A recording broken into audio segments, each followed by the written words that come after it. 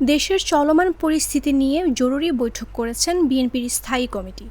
দলটির ভারপ্রাপ্ত চেয়ারম্যান তারেক রহমানের সভাপতিত্বে শুক্রবার বেলা 11:30টায় শুরু হয় এই বৈঠক। শেষ হয় দুপুর 1টায়।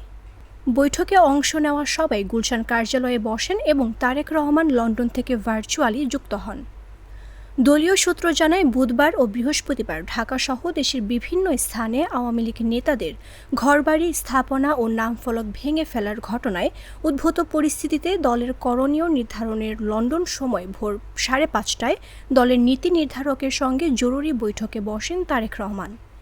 সাধারণত প্রতি সোমবার লন্ডন সময় দুপুর 12:30টায় স্থায়ী কমিটির সদস্যদের সঙ্গে বৈঠক করেন তারেক রহমান। বৈঠকে অংশ নেন বিএনপির স্থায়ী কমিটির সদস্য ডক্টর খন্দকার মোশাররফ হোসেন, ব্যারিস্টার জমির উদ্দিন সরকার, মির্জা আব্বাস, গয়েশ্বর চন্দ্র রায়, ডক্টর আব্দুল মঈন খান, নজরুল ইসলাম খান, মির্জা ফখরুল ইসলাম আলমগীর, আমির খসরু মাহমুদ চৌধুরী, সালাউদ্দিন আহমেদ, বেগম সেলিনা রহমান, ইকবাল হাসান মাহমুদ টুকু, হাফিজ উদ্দিন আহমেদ ও অধ্যাপক ডক্টর AZM জাহিদ হোসেন। বৈঠকের বিষয়ে বিএনপির মিডিয়া সেলের সদস্য শায়রুল কবির খান জানান, দলের ভারপ্রাপ্ত চেয়ারম্যান তারেক রহমানের সভাপতিত্বে বৈঠকে অংশ নেন মহাসচিব মির্জা ফখরুল ইসলাম আলমগীর সহ স্থায়ী কমিটির সদস্যরা। দলের স্থায়ী কমিটির সদস্য সেলিনা রহমান বলেন, দেশের চলমান অবস্থা নিয়ে আলোচনা করেছি। বর্তমান অবস্থায় আমরা বৃহস্পতিবার রাতে দলীয় অবস্থান জানিয়েছি।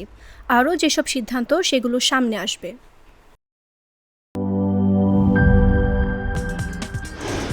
কি boss, vital match, tough opponent, tension? Come on bro, অপোনেন্টকে নিয়ে ভাবার সময় আছে। আসল অলরাউন্ডারের কাজই তো হলো যে কোনো টাফ সিচুয়েশনে টিমকে অলরাউন্ড প্রোটেকশন দেওয়া। জাস্ট লাইক মাই টাইলক্স, যার অ্যান্টিব্যাকটেরিয়াল এজেন্ট টয়লেটের কোনায় কোনায় পৌঁছে 99% জীবাণু ধ্বংস করে, টয়লেটের কঠিন দাগ ও দুর্গন্ধ দূর করে টয়লেটকে রাখে ক্লিন আর সুবাসিত। টাইলক্স টয়লেট ক্লিনার, ক্লিন মানেই টাইলক্স।